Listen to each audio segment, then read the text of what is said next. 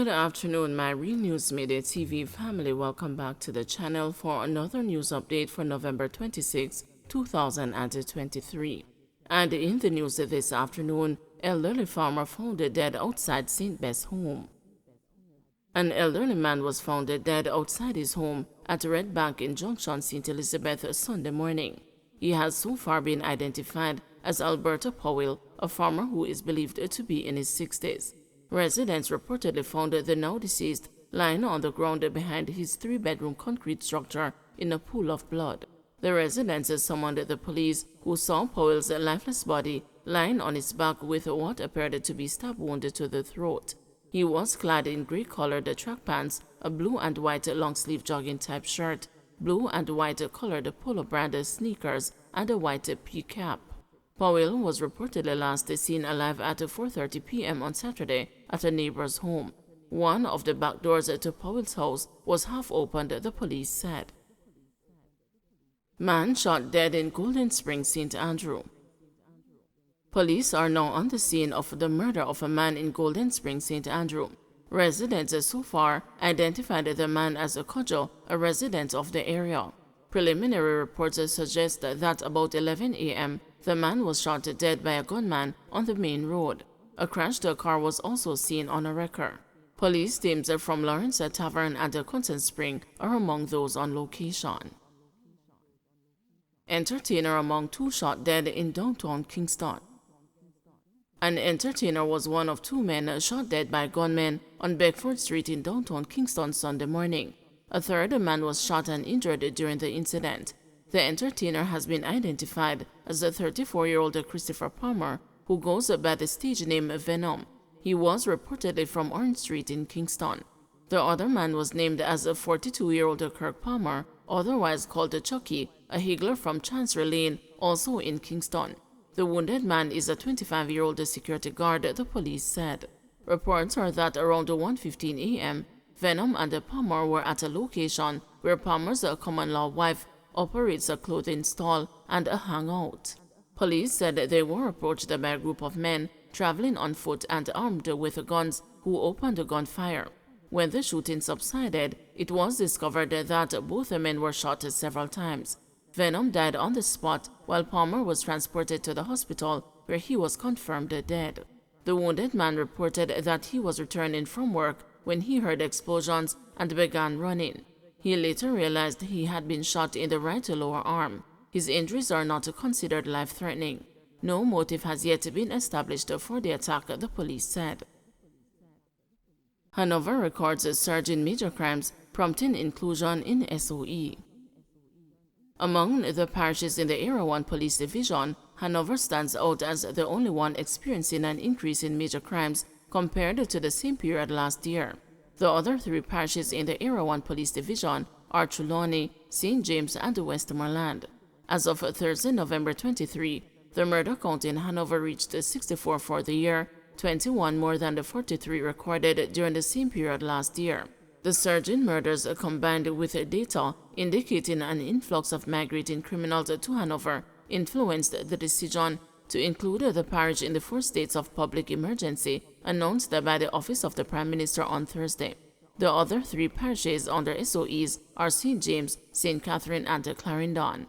So one of the things is that Hanover is the only division in Area 1 that is above where they were last year in terms of major crimes. We are seeing a lot of persons moving from the high policing local to the parish that is not being policed aggressively.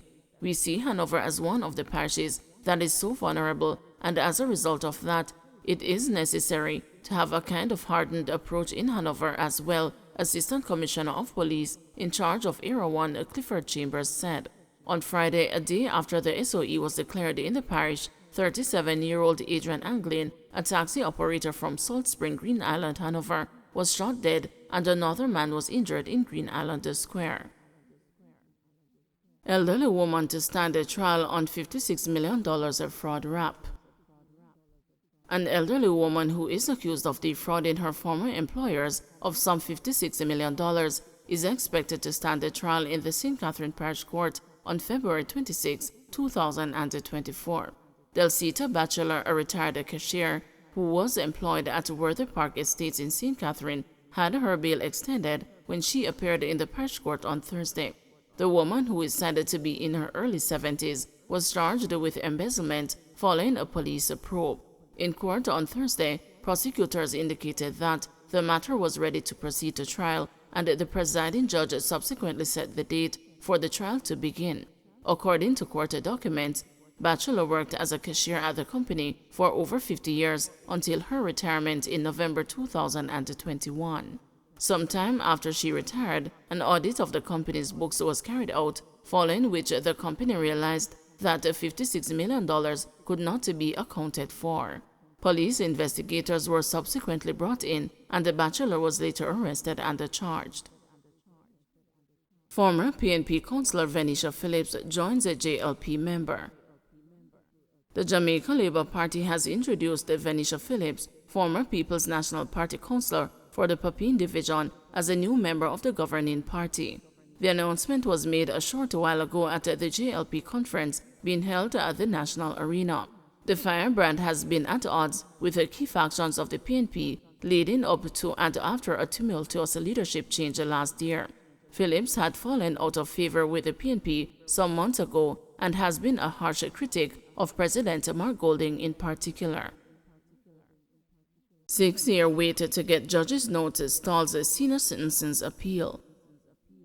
The 6-year wait to get a judge's note of proceedings has left the senior citizen Monica Somerville frustrated, depressed, and upset that her appeal cannot proceed against a Supreme Court ruling. Somerville had filed a suit seeking a declaration that she was the spouse of the now deceased Carl Downey, with whom she cohabited for more than 40 years. A hearing took place in 2017, and the judge ruled that she was not Downey's spouse. She filed an appeal in July 2017 against the ruling, and the Court of Appeal granted her a stay of the order pending the outcome of the appeal. But to date, she is yet to receive the judge's notes in order to proceed with the case. Senior attorney at law Bert Samuels has described the delay as a travesty of justice and a denial of a fair hearing within a reasonable time.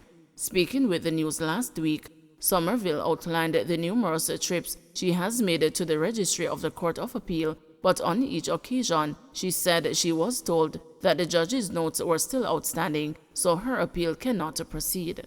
"I am so frustrated. I am having sleepless nights because I just want this to be over," Somerville said.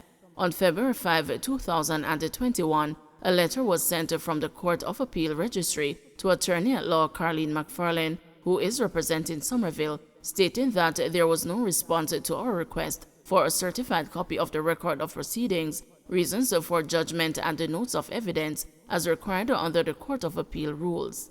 Last week, McFarlane told the news that she had been making frequent checks and up to recently was told that the registry had not received the documents from the Supreme Court. Somerville said she has written to Chief Justice Brian Sykes asking him to intervene in the matter. Following a dispute between Somerville and Tamale Kelly Gay Downey, daughter of the deceased, over a dwelling house, Somerville filed a suit in the Supreme Court seeking to be declared the spouse of the deceased under the Interstate Estates and the Property Charges Act, but her application was refused by Justice Nicole Simmons on June 9, 2017. The dispute is over a house in Golden Meadows, St. Andrew, which Somerville claimed that she and the now deceased Carl Constantine Downey bought in 1977. But because of National Housing Trust restrictions at the time, she said her name was not placed on the title. The defendant claimed otherwise and told the court that Somerville was only a helper and a friend of her father. Somerville then filed several grounds of appeal on July 25, 2017, in which she challenged the judge's findings of fact and the law. She is contending that the judge erred in her finding that she was not the common law spouse of Downey.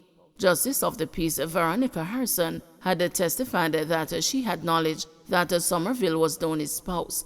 Somerville is asking the court to find that the judge erred in giving no sufficient consideration to Harrison's evidence, who was at all times an independent witness. She contends further that the judgment was against the weight of the evidence and should be set aside.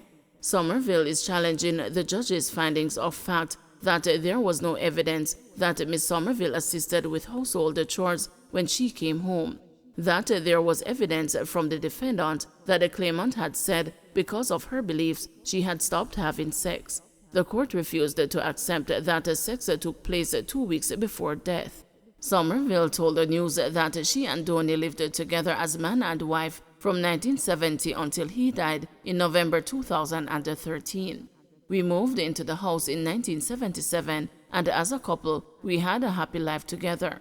I even made a mortgage payments from my salary at times. I am still living at the premises, but I just want this court matter to end so that I can live a normal life again, she said. Attorney-at-law Samuels said there are far too many cases that are delayed because of outstanding transcripts, which breaches a person's constitutional right. Delay in handing down judgment in civil or criminal matters has been held to be a breach of the citizen's constitutional right under Section 16 of the Charter, which says that every citizen is entitled to a fair hearing within a reasonable time, Samuels told the news. A fair hearing has to do with a person's right to move from trial where that person has lost a trial to appeal. Therefore, a person who is awaiting the judge's notes and the reasons so that he can appeal, if that delay is inordinately long and the 6 years is manifestly long, then that person is denied the right to a fair hearing within a reasonable time.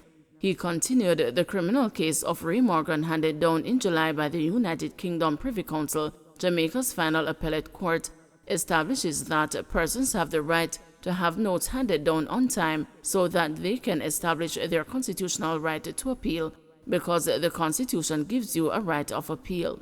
Now, a delay of 6 years is in fact a denial of the right to go to the next step, that is to an appeal. So in my view, it is a travesty of justice where you are waiting for 6 years for a judgment to be written.